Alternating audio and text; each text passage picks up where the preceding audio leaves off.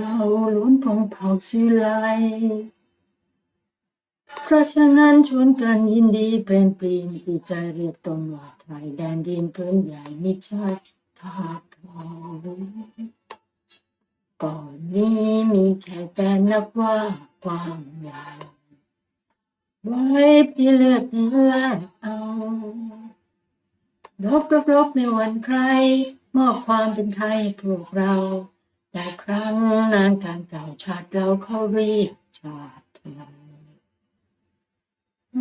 น้ำคุณปัดทิ้งไว้ดังตายก่อนแน่นอนเนื้อและเลือดปลีไปเพราะฉะนั้นเราควรยินดีมีความภูมิใจแผ่นดินที่ไทยรวมสุขจะอยู่แค่นี้ To continue reading, I have to complete 136 pages by today.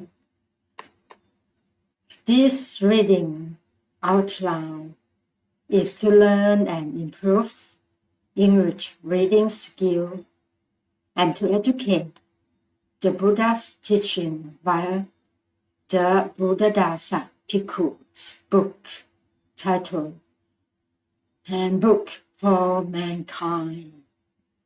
I may be read and clear or not correct pronunciation of some words or straight on each word. By the way, I try my best to read out loud based on my self-learning background and my own accent. Let's get started. Page number 131. Continue. Kinds of knowledge can blind the eyes. We have to be careful with this word, enlightenment. The light may be the gray of ignorance, which blinds and dilutes the eye and gives rise to overconfidence, blinded by the gray, gray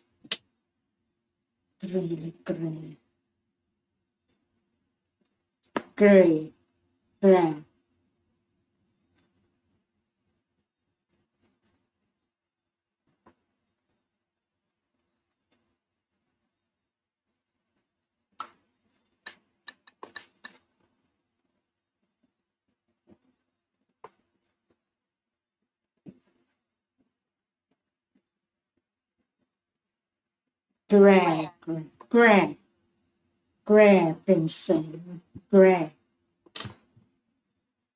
blinded by the gray เป็นแสง of ignorance. We are unable to think straight and so are in no position to defeat suffering. We waste our time with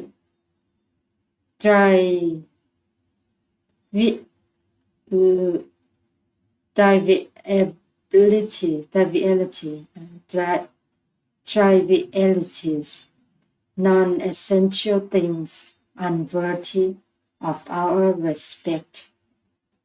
We become infatuated with sensuality, taking it to be something excellent and essential for human beings, something which every man ought to get his share of before he dies, and making the excuse that we are doing it for the sake of some quite different ideal.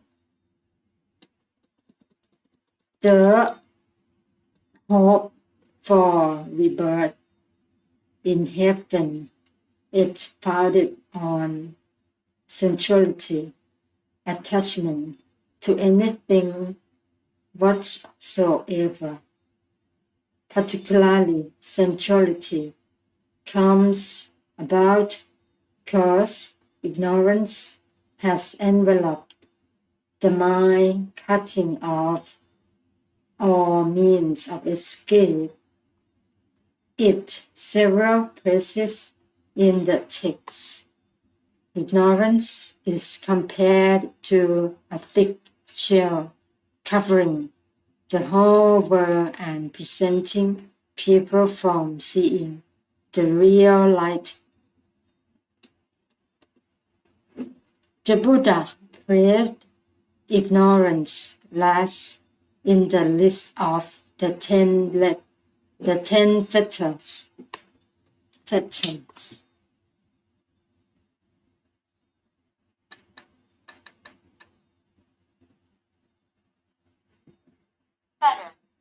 Fetter ตีตรวน fetter ตีตรวน the 10 fetters. When a person becomes an arahant, the highest grade of Aryan, he completely eliminates the 5 remaining fetters or defilements. He eliminates desire for forms, desire for objects other than forms, status, consciousness, agitation, and ignorance. The 4 kinds of Aryan: stream enterer, once returner, never returner, and Arahant, dwell in the supramundane plane. The supramundane can be recognized as having 9 aspects, the condition of the stream enterer. While he is in the process of cutting out the defilements is called the path of stream entry, and that when he has succeeded in cutting them out is called the fruit of stream entry.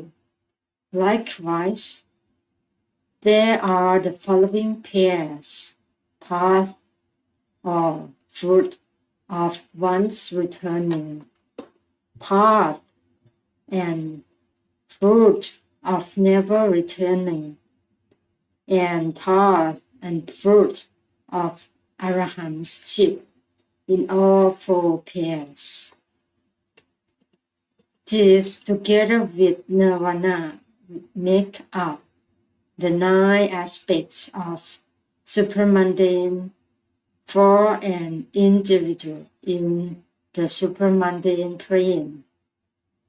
Suffering is diminished in accordance with his status until ultimately he is completely free of it. When a person once succeeds in attaining unobscured and perfect insight into the true nature of things, so that he is able to stop desiring anything whatsoever, he has attained the supramundane plane.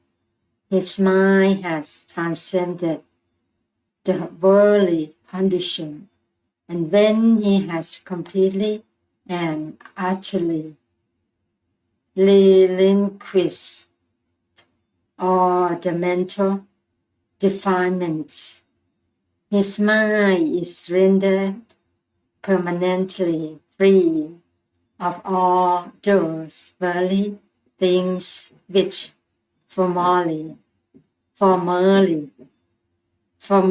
it linked and dislinked, like and dislike.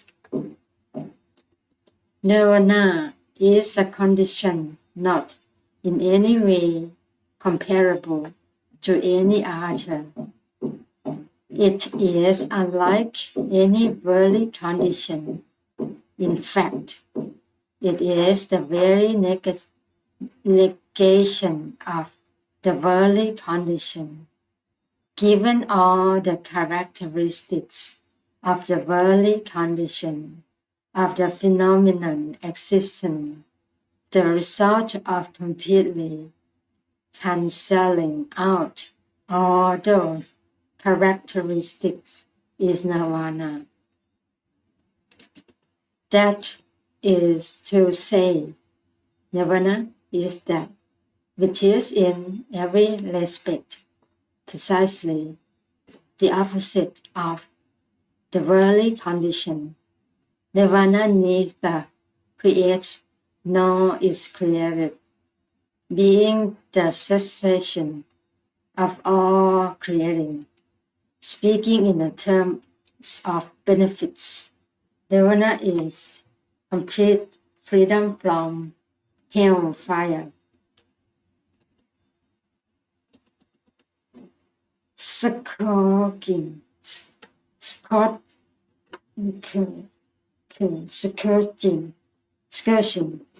torture, bondage, subjection,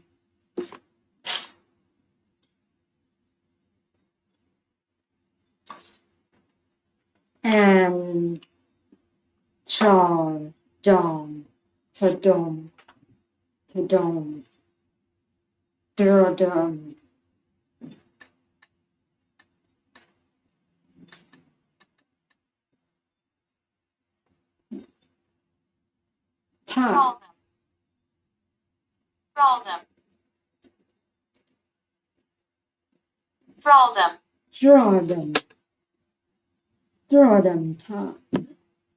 because the attainment of nirvana presupposes the complete elimination of the defilements which are the cause of all unsatisfactory mental states. Nirvana lies beyond the limitations of space and time. It is unique, unlike anything in the world. Rather, it is the extinction of the worldly condition. Speaking metaphorically, the Buddha called it the realm where all conditional things cease to be. Hence, it is the condition of freedom from fetters. It is the end of torment and buffeting, stabbing, and chuffing from any sort whatsoever. This is the nature of the supermundane, the ultimate. It is the Buddhist goal and destination. It is the final fruit of Buddhist practice. In the foregoing pages, we have explained systematically the principles of Buddhism. We have presented it as an organized practical system designed to bring knowledge of the true nature of things. In reality, things are impermanent. unsatisfactory and are not self, but all creatures are attracted by things and become attached to them simply through misunderstanding. The Buddhist practice based on morality, concentration, and insight is a tool to be used for completely cutting out grasping and clinging.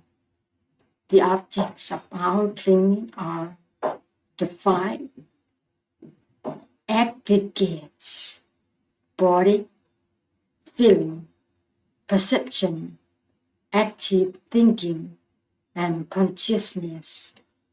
When we have come to know the true nature of the five aggregates, we understand all things so well that desire gives way to disenchantment, and we no longer cling to any of them. What we have to do is lead the kind of life described as right living, and be full day and night with the joy that arises out of conduct that is consistently good, beautiful, and right. This limits aimless wandering of the thoughts and makes it possible to concentrate and to have clear insight at all times. Then if conditions are right, the result is disenchantment. Disenchantment, struggle to break loose, sleeping free, or even complete nirvana. If we wish to hurry and gain quick results, then there is the line of practice called vipassana, which begins with moral purity and mental purity and carries the light through to perfect and unobscured intuitive insight. By this means we can completely cut through the fetters that bind us fast to this world and attain the final fruits of the path. This is a brief account of the whole of Buddha Dharma from beginning to end, including both theoretical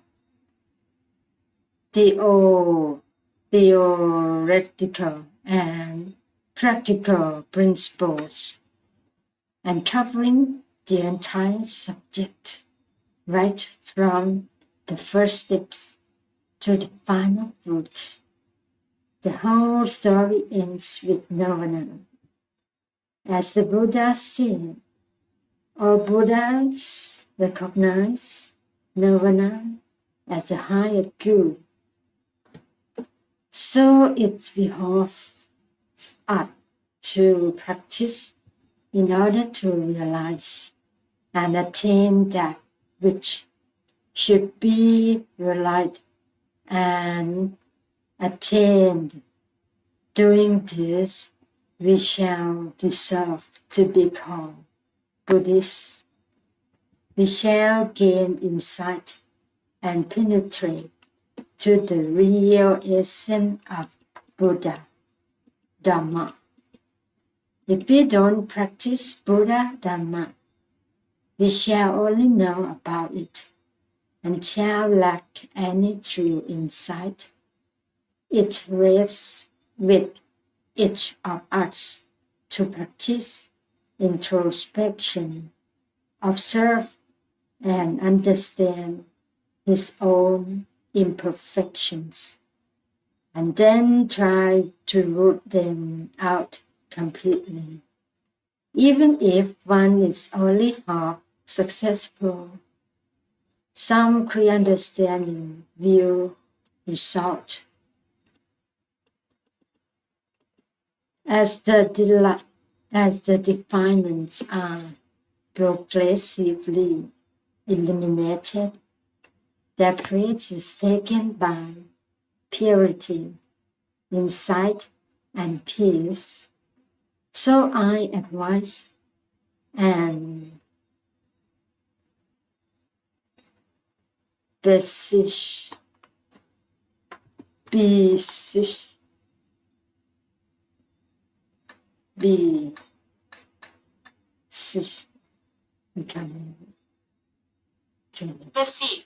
beseech, ขอความกรุณาซึ่งอ้อนวอน beseech you to approach the subject in this fashion. You may then succeed in penetrating to the real Buddha Dhamma. Don't waste the advantages of having been born a human being and having encountered the Buddha's teaching. Don't miss this chance to be a perfect human being.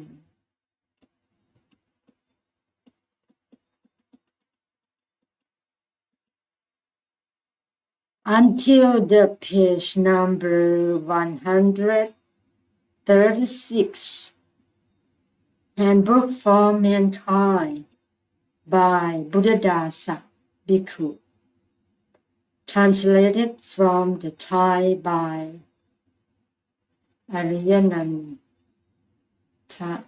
Bhikkhu, Roderick S. Bucknell. For more information, Dhammadanda Foundation, CO สวนโมกชัยยาสุราษฎร์ธานี 84110 Thailand. First electronic edition, December 1996. Scanning, proofreading, John Gebhardt. I may pronounce wrong. Email gebhardt@gmail.com. This electronic edition is offered for free distribution only. For free distribution only by arrangement with the Dhamma Foundation. This text is the gift of Dhamma. You may print this file for your personal use, and you may make and distribute unaltered copies of this file. You may distribute the file, provided that you charge no fees of any kind for its distribution. Otherwise, all rights copy จำหน่ายได้แต่ต้องไม่มีการเปลี่ยนแปลงไม่ใช่จำหน่ายแจกจ่ายได้สามารถทำแจกได้โดยต้องไม่มีการปรับเปลี่ยนข้อความ This booklet PDF has been designed to be printed in your computer mode. That is, it can be printed legibly on an A4 side page in landscape orientation with 2 pages per page printed on one side. Thank you so much for reading. It's very more